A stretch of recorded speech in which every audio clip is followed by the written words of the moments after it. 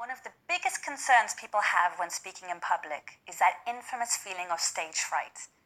Stress, nerves, butterflies in your stomach. However you want to call it, it's still horrible. And it can be even more nerve-wracking when giving a professional presentation to your boss and colleagues. The first thing you need to remember is that those nerves are good. Without nerves, we have no energy. And without energy, we don't have the power to make our audience listen to us. Don't try to eliminate your stress. It's impossible. On the other hand, use it to your advantage. Recycle the energy in your body.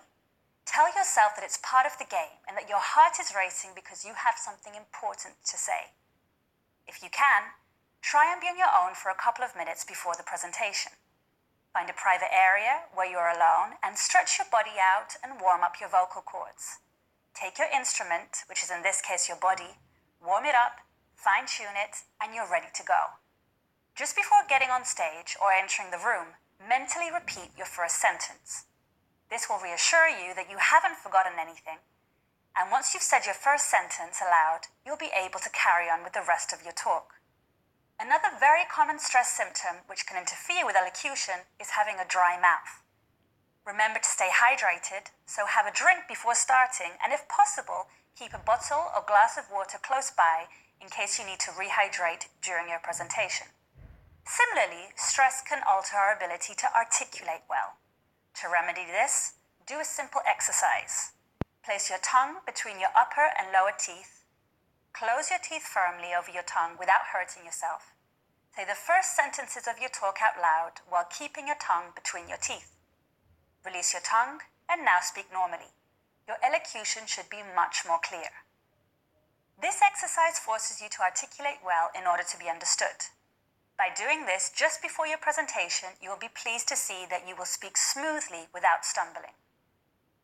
We spoke in previous chapters about body language and correct posture. What you must also keep in mind is the idea of occupying your space. Remember to place your hands in the correct position and try to walk during the transitions of your speech. Walk with purpose so that you can really highlight those transitions in your speech. And don't forget your gaze. If you're at a large conference of maybe 100 plus people, use the W method that we spoke about in the previous chapter, which consists of slowly forming the letter W as you sweep across the audience. Make everybody feel included and not just your boss or the people that you think really matter. Look, speak, then look and speak. Do not hold your gaze too intently or for too long, as you will inevitably make the listener uncomfortable.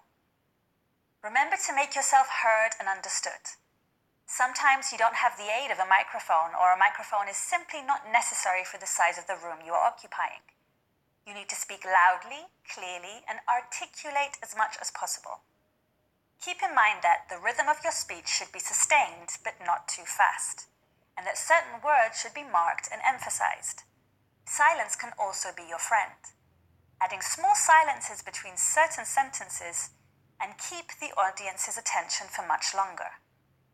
However, with all the preparation in the world, sometimes there can be unexpected problems. Memory lapses is one of the most common occurrences during professional presentations.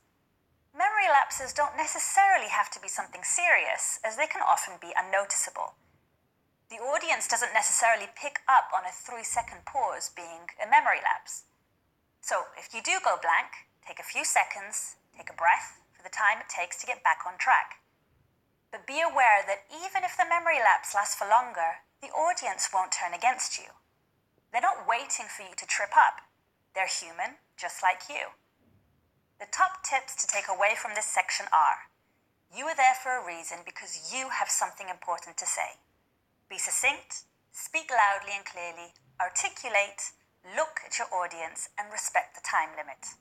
And most importantly, nobody is hoping or expecting you to fail. Have faith in yourself and know that you are the right person for the job.